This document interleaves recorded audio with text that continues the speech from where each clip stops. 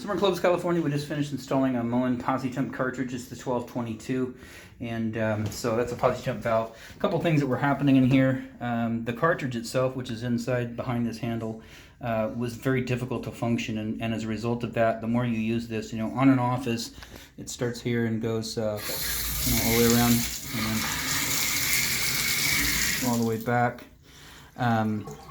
So cartridge is in, and then we've got a new handle for it as well. So brand new handle going in there, hot and cold. And then we did some work on the toilet in here.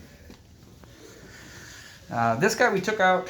We were just going to do a wax ring replacement and some new bolts. We got it out, and of course there was solid waste on the floor, so we cleaned it up pretty good, and we scraped off all the wax, got you some new bolts, closet bolts in there. We got you some new wax in there. Same time, when we turned this off down there, the water line at the wall, we shut that valve off and started spraying everywhere. We couldn't repair it, so we shut the water down and gave you a new shut-off valve down there. So it's quarter turn on, quarter turn off.